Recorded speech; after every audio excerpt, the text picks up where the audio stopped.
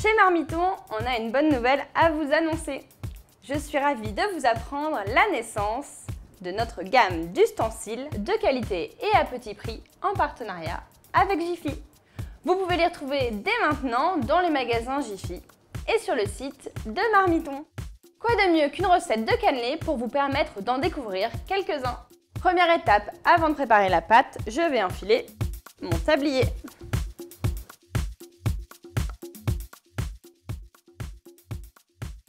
Il ne me reste plus qu'à peser le sucre, il m'en faut 200 g. Pour tous les autres ingrédients, ils se trouvent sous la vidéo.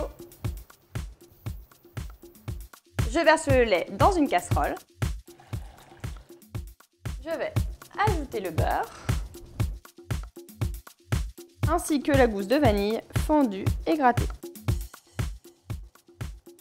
J'amène maintenant le lait à l'antébullition et pendant ce temps-là, je vais m'occuper du reste de la recette. Et ça va commencer par séparer les blancs des jaunes de 2 œufs. J'ajoute 2 œufs entiers.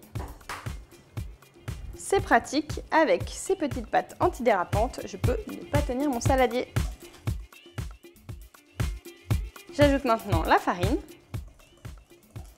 Le lait arrive à ébullition.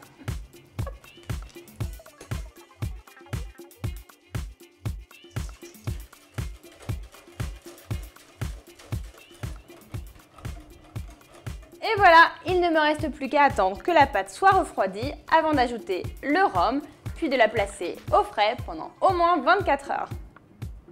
La pâte a reposé pendant 24 heures au réfrigérateur, elle a donc maintenant la consistance parfaite pour la cuisson. Je mets donc le four à préchauffer à 230 degrés et comme dans la recette traditionnelle, je vais bien beurrer mes moules. J'ai choisi de faire des petits et des grands cannelés, parce qu'il y a des grands et des petits gourmands. Et vous le voyez, les moules en silicone ont une armature rigide, ce qui permet à cela de ne pas se renverser et de ne pas en mettre partout. Pratique! Il ne me reste plus qu'à remplir les alvéoles aux 3/4. C'est parti pour 15 minutes de cuisson à 240 degrés, puis 30 minutes à 180 pour les petits et 50 minutes pour les grands.